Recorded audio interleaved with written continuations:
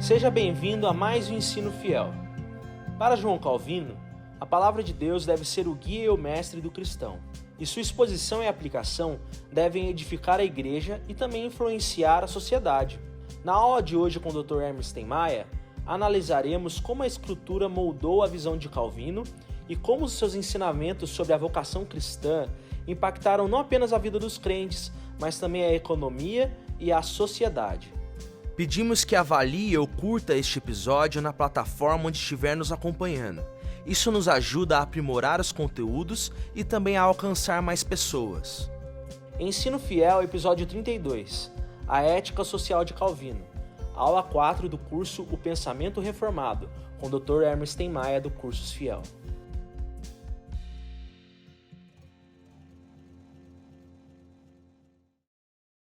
O nosso segundo assunto agora é a Reforma e a Glória de Deus, uma análise introdutória da ética social de Calvino. Esse título eu dei já há algum tempo para cá.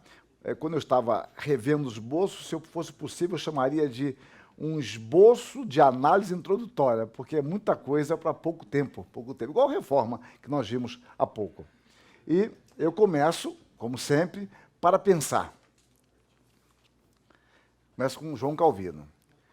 Se seguirmos fielmente nosso chamamento divino, receberemos o consolo de saber que não há trabalho insignificante ou nojento que não seja verdadeiramente respeitado e importante ante os olhos de Deus. Aí vem a questão da vocação. Bom, introdução. João Calvino, ele é pouco conhecido e muito influente. Calvino é pouquíssimo conhecido. Você pode ouvir falar do nome João Calvino, mas conhecê-lo, a contribuição de Calvino, tal. Uma vez eu vi um pastor falando, Calvino não foi aquele que escreveu os 5 pontos na Capela Sistina? Bom, eu não estou exagerando, eu vi isso. Bom, eu não vou dizer de qual denominação para não falar que é minha. Bom, então, o historiador católico Daniel Hopes, ele resume. Calvino pertence incontestavelmente ao pequeniníssimo grupo de mestres que, no decorrer dos séculos, moldaram com as suas mãos o destino do mundo. É curioso o testemunho dele, de um católico, e seu pseudônimo desse pensador católico, membro da Academia Francesa de Letras. Ele tem várias obras publicadas em português. A influência de Calvino emerge de sua principal obra de teologia, As Institutas da Religião Cristã.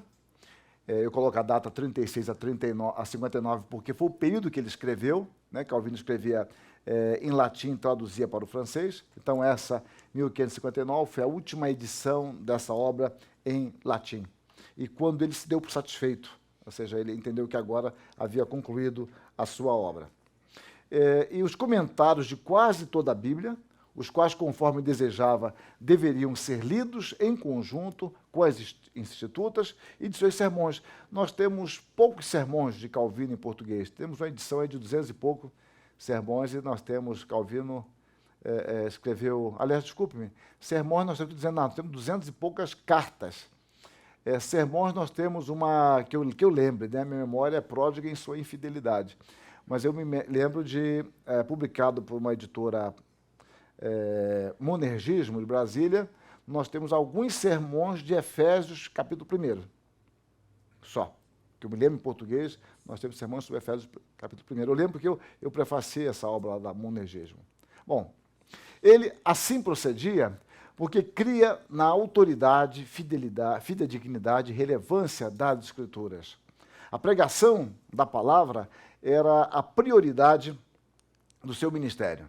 O Domergue, um dos grandes biógrafos de Calvino, uma obra volumosíssima, ele diz que, para mim, o Calvino verdadeiro, que explica todas as outras faces de Calvino, é o Calvino pregador de Genebra, que moldou o espírito dos reformadores do século XVI por meio de suas palavras.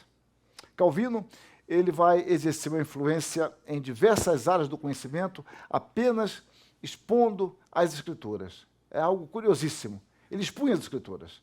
Isso me faz pensar na riqueza das Escrituras, que eu consigo, por vezes, ser muito melhor pensador quando me atenho às Escrituras do que tentar usar um saber fora das Escrituras e buscar nas Escrituras apenas um vernizinho um verdezinho. A palavra de Deus sempre nos desafia a isso. Então ele influenciou a teologia, exegese, hermenêutica, pregação, a economia, política, administração, direito, pedagogia, ética e etc.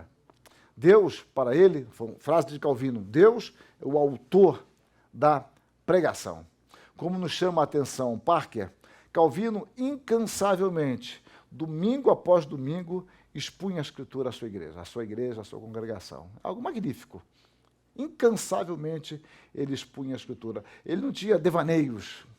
Calvino não era um homem que gostasse de especulação, embora fosse treinado nisso, mas ele rejeitava. Ele queria expor a Escritura, a palavra de Deus.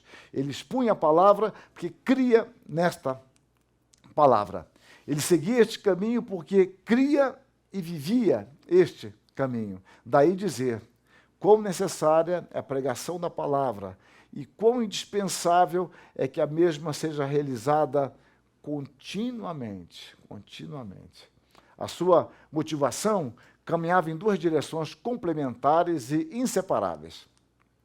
Primeira, a motivação teológica. Deus nos deu a sua palavra, inspirada por Ele mesmo.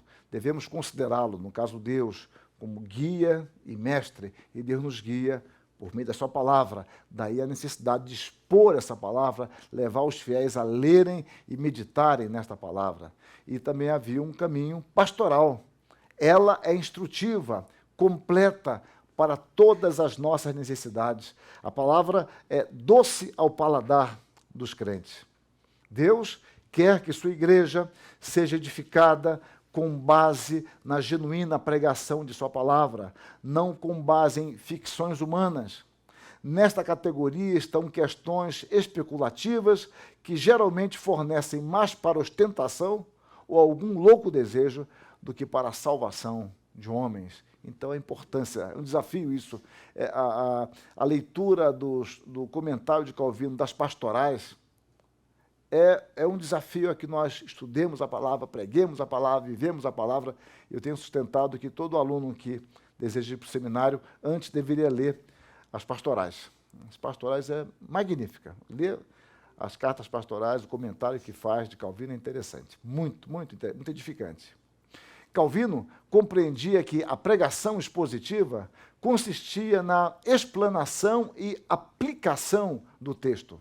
Sem explanação não há exposição, sem aplicação não há pregação. A pregação é expor o texto e aplicar o texto. A pregação de Calvino seguida em grande parte pelos puritanos, era, como o Bick fala, eu vou citar o Bick aqui, Joel Bick, era experiencial. Pregação experiencial, como o Bick define, é a pregação que busca explicar, com termos da verdade bíblica reformada, como as coisas devem ser, como elas realmente são e o objetivo final da vida cristã. Ou seja, a pregação não é apenas expor o texto, no sentido de sem maiores compromissos. Você expõe e aplica, mostra o propósito de Deus, mostra a lei de Deus, que é um confronto com o nosso pecado, e apresenta também o caminho para atingirmos o que Deus propõe para nós. A palavra de Deus oferece-nos o escopo de nosso pensar. Eu evitei usar essa figura na aula anterior, porque eu guardei para agora as Escrituras como óculos. Isso é muito forte em Calvino, é um princípio hermenêutico importante, é que você deve ler a realidade, avaliar a realidade a partir das Escrituras. Então aí ele usa a figura dos óculos. Ele diz que todos nós somos míopes, e como míopes nós não conseguimos enxergar a realidade, mas é que a palavra de Deus nos dá uma dimensão clara e correta da realidade. Buscar nas Escrituras nossos óculos para ler e interpretar o mundo. Então, a responsabilidade dos fiéis está na leitura e na aplicação desta palavra. Daí a necessidade de uma fé comprometida. A nossa fé não é apenas uma premissa teológica ou uma relação apenas com Deus. A nossa fé tem implicações sociais importantes. Diz o Magrath, a influência de Calvino sobre Genebra procedia não de sua reputação legal, a qual era insignificante, mas de sua considerável autoridade pessoal como pregador e pastor.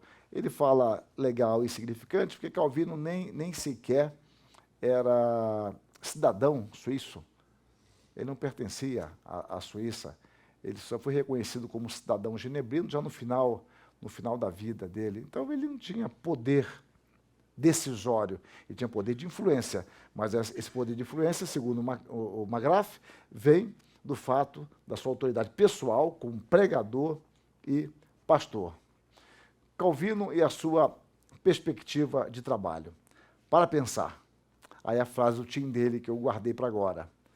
Há uma diferença entre lavar louças e pregar a palavra de Deus.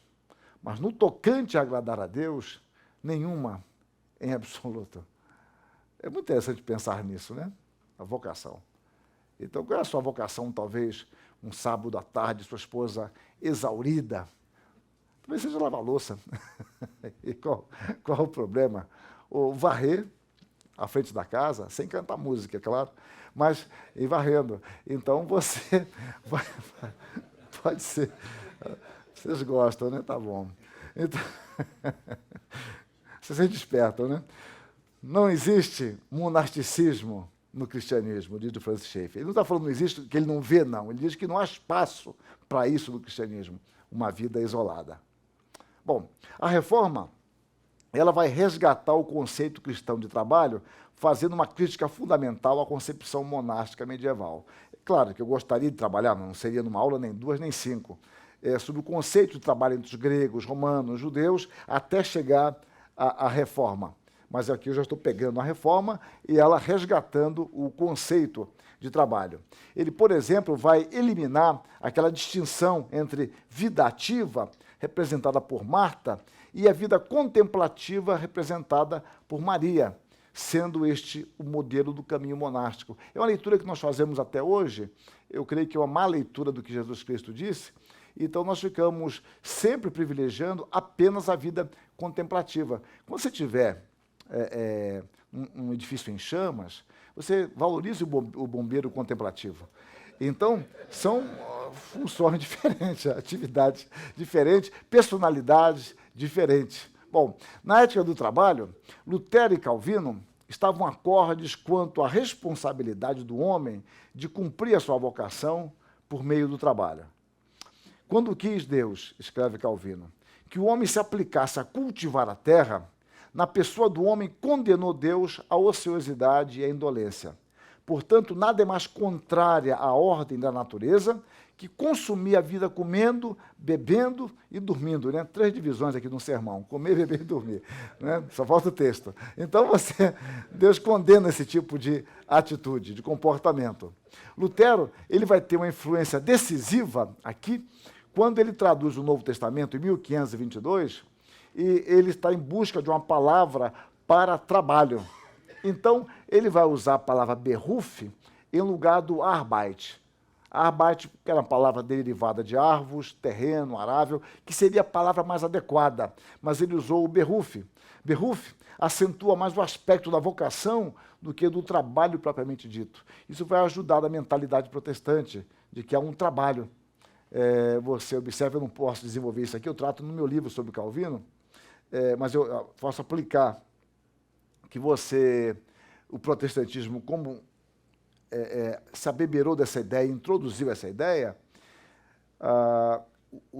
as reuniões na igreja, antigamente, e ainda hoje em alguns lugares, é chamado de trabalho, mas usado positivamente. E uma frase católica se eu encontrasse quem inventou o trabalho, eu matava, tal. E não tem trabalho na igreja. Ah, não tem trabalho na igreja sábado? Ah, que pena. Não tem trabalho, porque o trabalho para nós não é sofrimento. A origem da palavra trabalho, na nossa língua, né, do verbo tripalhar, é torturar com 3 paus. Daí a ideia do trabalho ser uma tortura. E depois a palavra evoluiu e chegou a um sentido eufemístico de obrar, no sentido de uma obra que você faz, vê o seu trabalho. As traduções posteriores, inglesas e francesas, tenderam a seguir o exemplo de Lutero. Né? Então, a francesa vai chamar de vocation, né? As inglesas vão chamar de calling, chamar, a ideia de trabalho como sendo uma vocação. A ideia que se fortaleceu é de que o trabalho é uma vocação divina.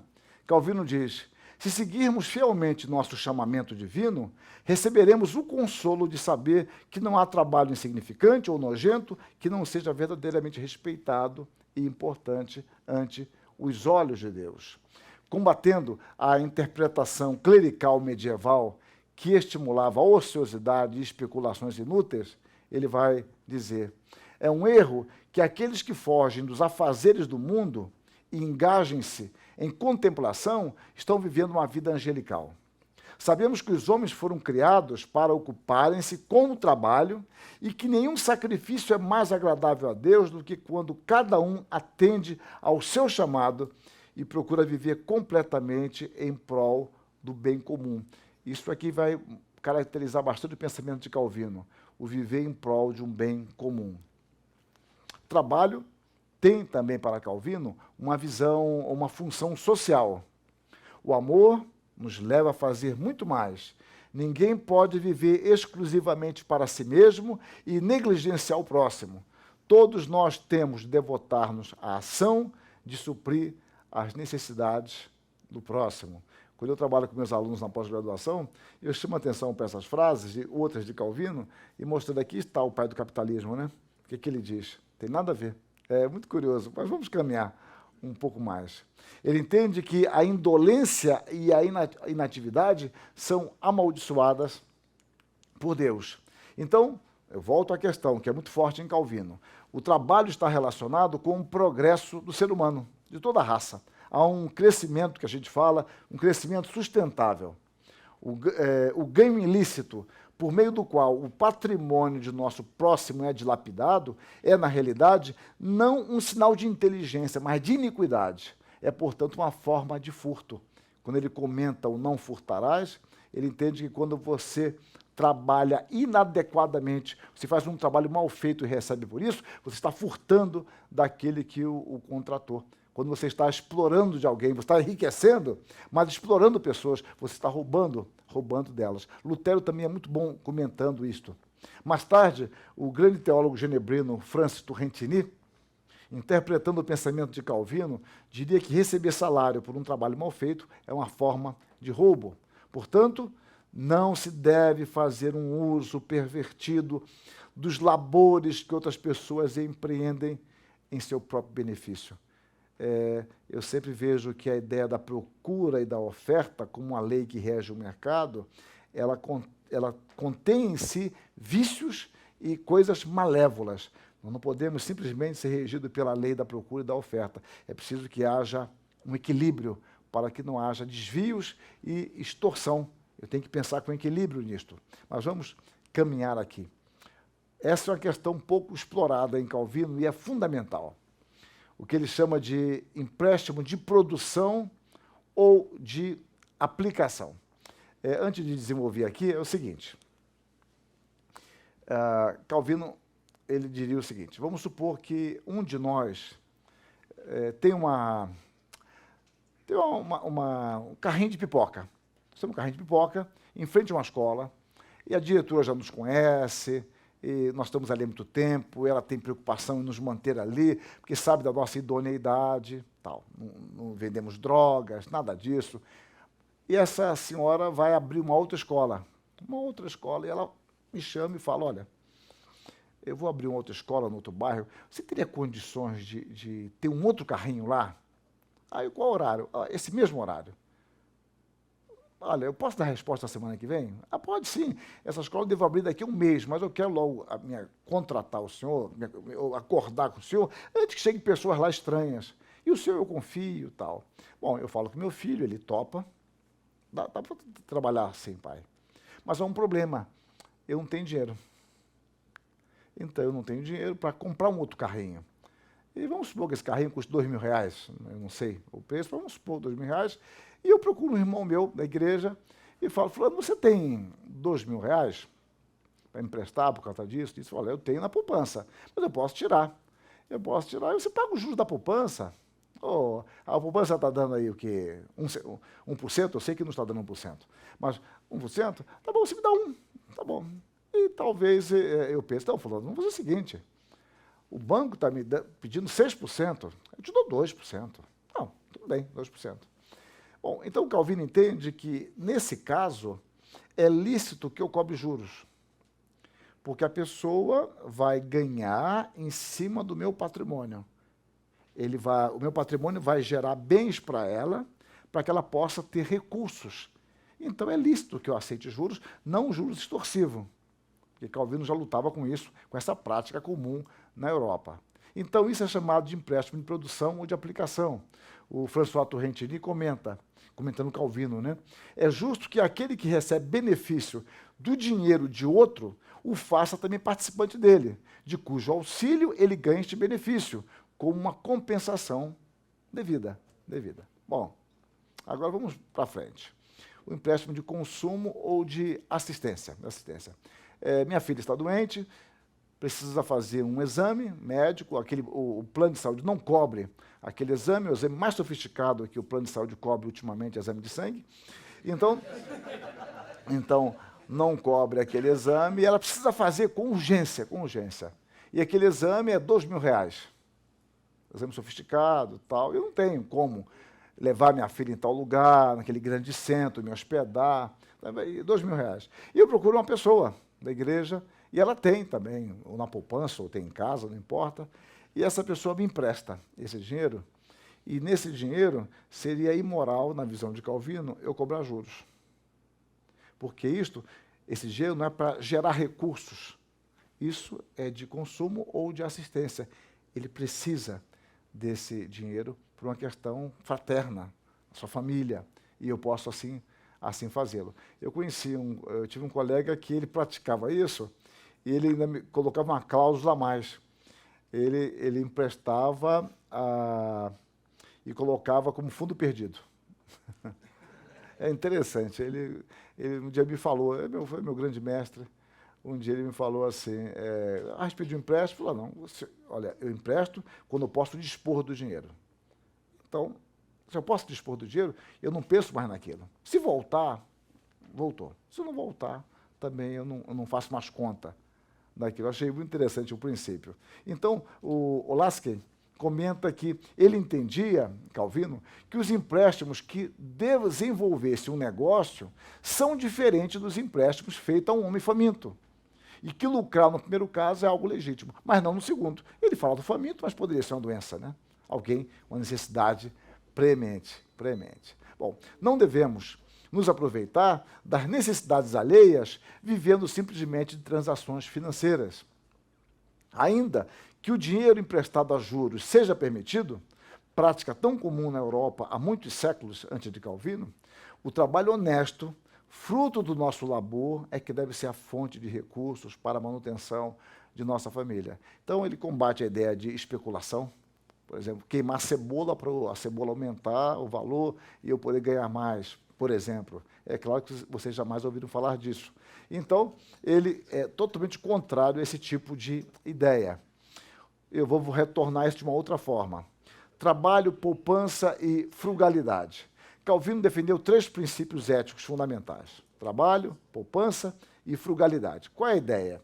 É de que você trabalha para glorificar a Deus. O seu grande propósito é glorificar a Deus por meio do seu trabalho, seja ele qual for. Poupança, por quê? Porque você é responsável diante de Deus por usar bem daquilo que Deus lhe tem confiado.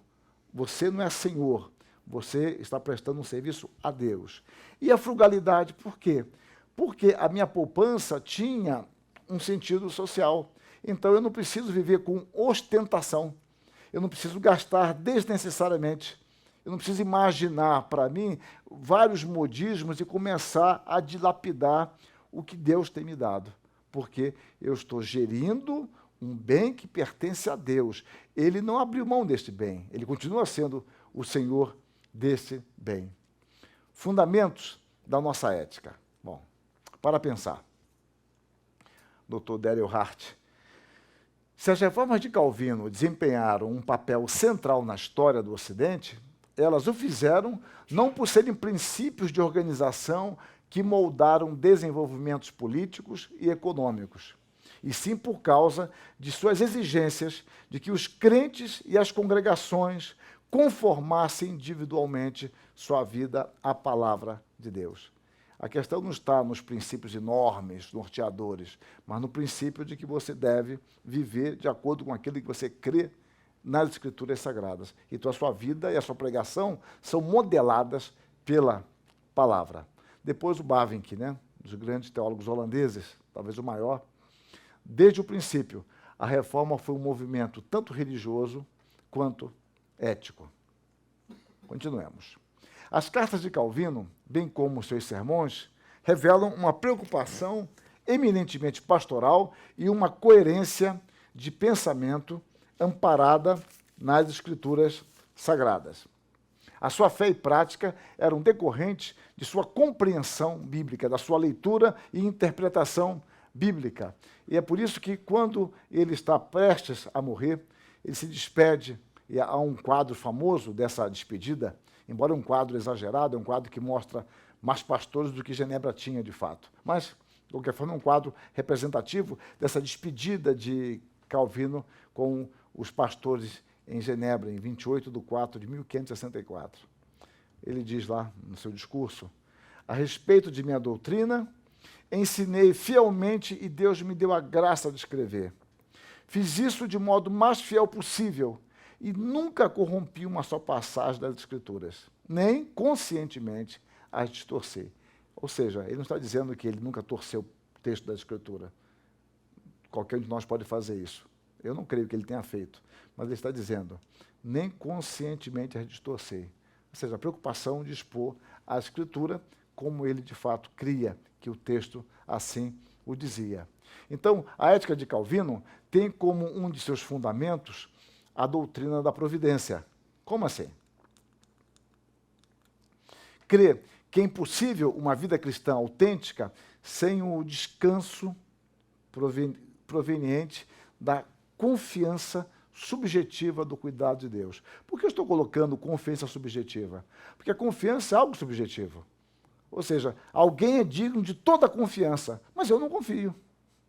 Pronto. Então é preciso que agora eu internalize isso. Deus cuida de mim. Então, essa certeza subjetiva, essa confiança subjetiva é que vai nos prover o descanso. O descanso. A doutrina da providência, segundo ele, propicia ao crente o melhor e mais doce fruto. E esse melhor e mais doce fruto é resultante da compreensão de que tudo está nas mãos de Deus. Nada escapa ao cuidado providente de Deus. A certeza do cuidado de Deus é suficiente para acalmar nossa ansiedade e nos alegrar em Deus. Quando nada, senão destruição, se manifestar ante nossos olhos, para qualquer lado que nos viremos, lembremos-nos de erguê-los em direção do trono celestial, onde Deus vê tudo o que se faz aqui embaixo. Aí vem a questão. Qual a implicação ética disso tudo? Deus domina, Deus governa, todas as coisas. Qual a implicação ética? Indiferença? Que poderia ser um viés de indiferença. Ah, Deus cuida dele tudo mesmo, então está entregue a Deus. Não. Analisemos este ponto. Esta doutrina da providência tem, portanto, uma urgência pragmática para todo o povo de Deus. Ele entende que o tempo é um recurso que Deus nos dá, um recurso precioso para o progresso de todas as esferas de nossa vida. Deus nos concede tempo para que nós avancemos, para que nós progridamos. A ética de Calvino, então, leva em questão duas necessidades básicas. Primeira, a consideração sobre o drama da existência humana, sujeito ao pecado, à morte. O pecado afetou a integralidade do homem. Então, Calvino observa isso. O homem está morto espiritualmente e a sua visão é bastante distorcida da realidade. Segundo aspecto que ele entende que deve explorar, ele deve explorar as implicações de nossa fé, a responsabilidade humana. Ou seja, ao homem decaído, que é a imagem de Deus, mas está decaído, e ao mesmo tempo nós fomos transformados, nós cremos em Deus, mas a nossa fé tem implicação, tem uma responsabilidade humana. Então, o pecado tende a anestesiar a nossa consciência. E, de fato, nós vamos nos acomodando à paisagem de miséria cotidiana nas diversas molduras de nossa existência. Você se acomoda, você vai para uma cidade que é diferente da sua, e está aquela pracinha ali do interior, mesmo do interior, tem jovens cheirando alguma coisa, você se espanta, é bom que daqui a pouco faz parte da paisagem, vira até ponto turístico. Ah, vem cá, vamos ver uns jovenzinhos ali cheirando alguma coisa. Então você vai se acostumando, você já não se espanta com isso. Nós vamos nos anestesiando, né? O pecado vai fazendo isso conosco. No entanto, a palavra desperta as nossas consciências, ela traz incômodo para nós. Portanto, a certeza do cuidado de Deus não nos deve conduzir à letargia, antes nos tornar agentes deste cuidado. Aí é que está uma maneira de ver a realidade. Não a letargia, a indiferença. Pelo contrário, entender que nós somos agentes de Deus. Devemos ter em vista que o cuidado de Deus envolve pessoas das quais Deus cuida. E, ao mesmo tempo, pessoas por meio das quais Ele assiste. É porque a gente começa a observar assim, olha, você foi a resposta das minhas orações. Alguém pode dizer uma palavra para nós, ou nos ajudar financeiramente, nos ajudar com algo que nós estamos precisando. E eu acho que todos vocês já viveram isso. Mas é importante também entender que esse Deus que usa pessoas para cuidar de nós, Ele pode usar a nós para cuidar de outros. Nós podemos ser os agentes de Deus. Aquele irmão foi um agente de Deus, mas nós também podemos ser o agente de Deus. Então Deus exercita a sua providência também por meio do seu povo. E nós podemos ser agentes. Deste modo, somos agentes ordinários de Deus, ainda que nós não tenhamos a consciência, o discernimento em cada momento. Ah, agora eu estou sendo um agente de Deus. Daí você se surpreende. Daí você se surpreende com as pessoas. Olha, você foi resposta da oração. Nossa, resposta da oração. Eu peguei aquela cesta básica lá no chão da cozinha, porque eu estava com pressa de levar logo-se embora, estava ocupando espaço. Então você queria se livrar de uma caixa que estava ocupando espaço. Para aquele irmão foi a resposta de oração. E eu acho que ele está certo. Você nem sempre tem a consciência disso, né? Nós somos agentes ordinários de Deus no seu socorro. Muitas vezes, em nossas ações ordinárias, estamos sendo agentes de Deus em resposta a orações dos fiéis. Existe ética, então, para Calvino, porque é um Deus providente. A ética cristã é uma resposta à certeza do cuidado de Deus. Deus cuida. E Deus se agencia por meio da sua igreja, por meio de mim. Somos responsáveis diante de Deus por levar adiante o que nos compete dentro da nossa esfera. Nós temos vocações como pais, como mães, como filhos, como irmãos, como genro, como sogro, como cunhada, como profissional, como cidadão. São esferas diferentes. E nós levamos adiante os princípios da palavra nessas esferas às quais Deus nos insere. Então, a lei de Deus, ela revela o nosso pecado, evidenciando a sua gravidade, apontando-nos o caminho proposto por Deus. A lei, portanto, nos conduz à graça, que brilha de forma magnífica na face de Cristo. Eu costumo dizer que a lei é graça. A lei é graça. Consciência do pecado é graça. O pecado não é graça, mas a consciência do pecado é a graça. E Deus se agencia também por meio da sua lei. A ética cristã é fortemente marcada pela certeza de que a nossa salvação é por graça. Ela pertence totalmente a Deus e, ao mesmo tempo, pela consciência da necessidade de sermos obedientes à lei de Deus. A salvação é totalmente pela graça. Contudo, esta salvação, libertação do domínio do pecado, não nos conduz a uma ética anomista, sem lei. Antes, a um compromisso de fé, de busca, de coerência entre o crer, o fazer e ensinar, na certeza de que somos agentes da providência de Deus, convictos de que temos a responsabilidade de viver à altura de nossa fé no Senhor Jesus Cristo, moldando a nossa ética pela palavra. Então, a nossa fé tem compromissos existenciais. Eu estava dando aula outro dia sobre a boa obra da fé, a fé como boa obra e a boa obra da fé. Então, eu comecei a minha introdução, meus alunos se espantaram, né? Eles são gozadores, certamente, e eu comecei, com fé eu vou. Então, eu comecei a mostrar que o nosso ir é com fé mesmo. Só que é uma fé, não uma fé em qualquer coisa, é uma fé em Jesus Cristo, que envolve compromissos inadiáveis com o nosso próximo. Então, em outras palavras, a santificação se reflete em nossa ética. Terceiro aspecto, o comportamento cristão na riqueza e na pobreza.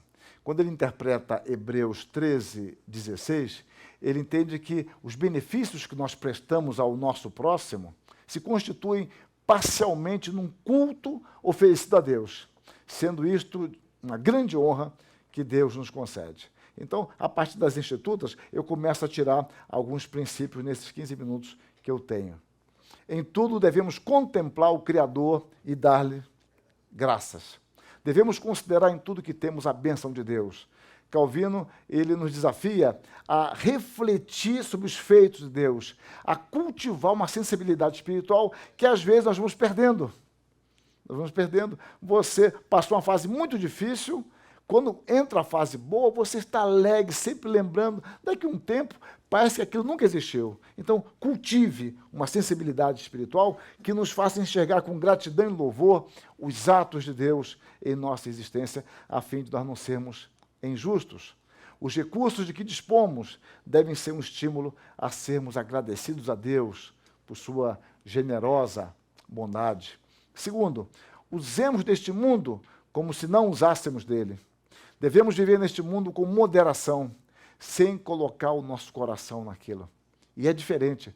Você pode se valer de tudo que Deus lhe tem dado, mas não coloque seu coração neste mundo, porque nós somos peregrinos, somos passageiros, e nós podemos nos envolver com as preocupações deste mundo e nos esquecer a visão celestial, esquecer de adornar nossa alma com seus verdadeiros atavios. Quando aparece entre aspas e amarelo, sempre é palavra de Calvino, salvo eu disser o contrário.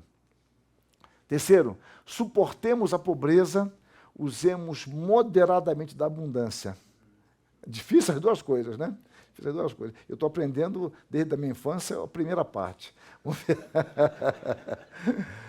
Seguindo o que Paulo disse aos Filipenses, tanto sei estar humilhado como também ser honrado, ele comenta: quem sofre a pobreza com impaciência mostra o vício contrário na abundância.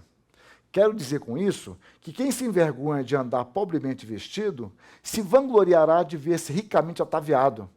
Que quem não se contenta com a mesa frugal, lembra essa ideia de frugalidade, se atormentará com o desejo de outra mais rica e abundante. A tendência é de nós nos envaidecermos com a abundância e nos deprimir com a carência, porque o nosso coração está nisso. Você cai num lado ou cai no outro. Em outro lugar, ele afirma: aquele que é impaciente sobre a privação manifestará vício oposto quando estiver no meio do luxo. Devemos aprender a superar a pobreza quieta e pacientemente e desfrutar da abundância com moderação. Para assegurarmos que a suficiência divina nos satisfaça, aprendamos a controlar nossos desejos, de modo a não querermos mais do que é necessário para a manutenção de nossa vida. Veja a ideia de frugalidade, né? Não desejarmos mais do que é necessário para a manutenção de nossa vida. Aos pastores e aos crentes em geral, Calvino apresenta uma recomendação. Essa recomendação é para todos, é muito interessante. Os ministros devem viver contentes com uma mesa frugal e devem evitar o perigo do regalo e do fausto. Portanto, até onde suas necessidades o requeram, que os crentes considerem toda a sua propriedade como a disposição dos piedosos e santos mestres. Ou seja, disponha do que você tem aos seus ministros. Ministros, sejam moderados. Quando eu leio isso para meus alunos, eu chamo a atenção. Piedosos e santos mestres, né? Os piedosos e santos, né? Aí a gente se exclui ali bastante. Então, observe a ideia, né, de que você não usa de tudo que lhe é oferecido. Os fiéis se dispõem a colocar o melhor e você não usa daquilo porque você evita o regalo e o fausto. 4. Somos administradores dos bens de Deus. Visto que nosso Pai Celestial nos concede todas as coisas por sua livre graça, devemos ser imitadores de sua graciosa benevolência, praticando também atos de bondade em favor de outrem. E em razão de nossos recursos virem dele, não somos mais que despenseiros dos dons de sua graça. É a ideia de mordomo, né? A dispenseira é essa a ideia. Nós cuidamos da dispensa. É daí que vem a palavra economia, pelo grego, né? O economos, né? Vem economia e vem depois ecologia, para uma forçada de barra etimológica. Bom, mas despenseiros dos dons da graça de Deus. E aí, como subtópico, tudo pertence a Deus. Tudo que temos constitui-se um depósito do que um dia teremos de dar conta. Deus concede-nos bens para que os gerenciemos. Ele continua sendo o Senhor de tudo. Aí vocês lembram da frugalidade, da poupança. Sentido da riqueza. Ninguém é mais frustrado ou carente do que aquele que vive sem fé, cuja preocupação com suas posses dilui toda a sua paz. Para Calvino, a riqueza residia em não desejar mais do que se tem, e a pobreza o oposto. Confesso deveras que não sou pobre, pois não desejo mais além daquele que possuo. Se alguém for ver o testamento de Calvino, vai ver que financeiramente ele era muito pobre, muito pobre. A prosperidade ele entende como uma armadilha para a vida espiritual. Nossa prosperidade é semelhante à embriaguez, que adormece as almas. Aqui é fatal isso. Os servos de Deus não podem ser reconhecidos simplesmente pela sua riqueza. Os servos de Deus podem ser ricos? Podem, e Deus pode nos dar bens materiais, mas não pode ser simplesmente reconhecidos pela sua riqueza. Vamos ver o que ele diz. Se alguém quiser julgar pelas coisas presentes quem Deus ama e quem Deus odeia, trabalhará em vão, visto que a prosperidade e a adversidade são comuns ao justo e ao ímpio, ao que serve a Deus e ao que lhe é indiferente. De onde se infere que nem sempre Deus declara amor aos que ele faz prosperar temporalmente, nem tampouco declara ódio aos que ele aflige. Considera a cobiça de dinheiro uma praga que, conforme nos ensina Paulo, traz muitos males. Os que sofrem dessa praga gradualmente se degeneram até que renunciam completamente à fé. Repare, parece muito um capitalismo que ele está dizendo, né?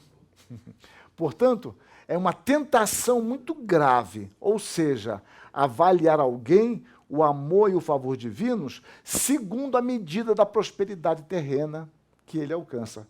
Vejam que Evangelho da Prosperidade, que uma época falaram, está em Calvino. Quer dizer, não leram, esse evangelho não prospera. Bom, aí continua. Riquezas e outros confortos mundanos devem ser vistos como que propiciando alguma experiência do favor e benevolência divinos. E nós falamos, consegui comprar uma casa, graças a Deus. Consegui quitar meu carro, graças a Deus. Então, algum benefício, alguma experiência do bem divino, da benevolência divina. Mas não se deduz daí que os pobres sejam objetos do desprazer divino. Ter um corpo saudável, coisa que Calvino nunca teve, né? E boa saúde são bênçãos de Deus. Porém, não devemos conceber que isso constitua prova que a fraqueza e a enfermidade devem ser consideradas com desaprovação. E ele experimentou bastante isso, várias doenças que ele tinha. C. A justa graça de compartilhar com alegria. A grandeza do nosso trabalho não está simplesmente no que fazemos, mas em como fazemos e com qual objetivo, com qual propósito nós o fazemos. É agradável a Deus que, por meio de nosso trabalho, a sociedade seja beneficiada. O ato de repartir consiste em uma prática de justiça relacionada ao propósito de nossa existência. Assim como não nascemos unicamente para nós mesmos, também o cristão não deve viver unicamente para si mesmo, nem usar o que possui somente para os seus propósitos particulares ou pessoais. Aí você vê aquela questão de que a poupança tinha um fim social, ajudar o seu próximo. A nossa riqueza, ou seja, a suficiência, como resultado da bondade de Deus, terá sempre um fim social. Ajudar os necessitados deve ser entendido não como uma perda de algum bem, antes como um privilégio. Calvino entendia que o necessitado, seu irmão necessitado, ele era um credor seu. Você tinha dívida para com ele, de socorrê-lo. Deus lhe propiciou essa oportunidade. Então, algumas medidas práticas decorrentes. Não ao monasticismo e à pobreza voluntária, fruto da compreensão de salvação pelas obras. Calvino propõe, sim, à obediência, abrindo postos de trabalho. Ou seja, gerar empregos para mais pessoas poderem trabalhar. Ensinando profissão e até mesmo comprando instrumentos de trabalho. Era muito comum, os diáconos tinham essa função, após os inspetores verificarem onde havia necessidade, criar escolas, ensinar profissões, comprar, a igreja financiar a compra de material. Então, agora, eu sou carpinteiro, me formei numa escola, então um presente do Estado, igreja, poderia ser as ferramentas para ele começar a executar o seu trabalho. Das joias com os santos aos relógios. Genebra mudou nesse particular. A Suíça tinha grandes ourives, e Genebra também, que se dedicavam a fazer joias com um tema de santos. Mas agora eles abraçam a fé reformada e eles mudaram o seu trabalho. Por isso se tornaram grandes especialistas em relógios. Né? Quem não lembra do Cuco suíço? Mas vai criar escolas. Calvino já cria uma escola em Genebra, na primeira estada dele em Genebra, em 1536. Ele já cria uma escola, inclusive para meninas, que se não foi a primeira, uma das primeiras escolas para meninas. A Academia de Genebra, que ele vai criar em 1559, que vai se tornar a Universidade de Genebra, uma grande universidade com bolsas de estudo, começa com 800 alunos, depois tem 1.200 alunos, e Calvino nunca foi reitor dela, o Beza que foi o reitor, ele nunca quis ser reitor da universidade. E essa escola foi amplamente missionária, eu discuto isso em outro lugar, a Academia de Genebra com uma grande vocação missionária. É interessantíssimo ler as atas de Genebra, o tempo de Calvino. Bom, mas aí foge. A criação de hospitais, os diáconos tinham um papel importante nos hospitais. Então, Genebra, com seus 12 mil habitantes, que eram flexíveis, chegou a ter 18 mil pela perseguição, então muitos iam para lá. Os supervisores distritais apresentavam as necessidades aos diáconos. Estes, após a visita, decidiam como ajudar aquelas famílias, gerando emprego, subvencionando, dando treinamento, ou seja, a ideia de ajudar ao trabalho, cumprir a sua vocação. São medidas práticas a partir do princípio de ajuda, de trabalho, de vocação. Os mercenários. A Suíça sempre foi famosa pelos seus mercenários, grandes guerreiros. Então, a Suíça vivia em grande parte pelo sangue dos seus jovens. E agora, com o aumento de emprego em Genebra, muitos podiam ficar em Genebra e não se tornarem mercenários, porque muitos se tornavam mercenários como era o meio de vida, ou seja, nós somos famosos por isso. Não há emprego em nossa terra, vamos sair como mercenários. Então, Genebra muda o seu perfil a partir da geração de emprego de uma ética voltada à solidariedade, né? A ajuda despretensiosa. Não devemos esperar nada em troca. Eu tenho que acabar agora. Quando damos nossas esmolas, nossa mão esquerda deve ignorar que a mão direita fez. O valor de cada um, ele enfatiza que as pessoas devem ser avaliadas por sua piedade, né? Por sua piedade, não pela sua riqueza. Depois, ele fala sobre socorro e oração. Então, ele diz que nós devemos ajudar quem é carente, nosso irmão carente. Porém, eu não posso ajudar a todos, que eu nem sei de todos também. Então, eu oro por todos e ajudo a quem eu posso. O ajudar não elimina o orar. O orar não elimina o ajudar, né? É isso que ele propõe. A ideia de imagem de Deus que eu falei, né? A imagem de Deus nele é digna de dispormos a nós mesmos e nossas posses a ele. A ele, o homem, devemos toda a honra e amor em nosso ser. Quer dizer, toda essa questão social não é paternalismo, é porque nós reconhecemos a nossa vocação e reconhecemos aquele homem como imagem e semelhança de Deus, como nós o somos. E depois eu falo que o conceito protestante se secularizou, perdeu-se a infraestrutura de glória de Deus e ficou apenas com a superestrutura do progresso, mas perdeu o princípio de glorificar a Deus. E eu termino com Delumeau, um respeitado historiador católico romano, quando resume: na verdade, o protestantismo não engendrou em seus fiéis a mentalidade capitalista, a não ser na medida em que perdeu seu tônus religioso e se tornou infiel a Calvino. Obrigado por ter nos acompanhado em mais um episódio do Ensino Fiel. Não se esqueça de avaliar ou curtir este episódio e de compartilhar também com outros irmãos. Até a próxima, que Deus te abençoe!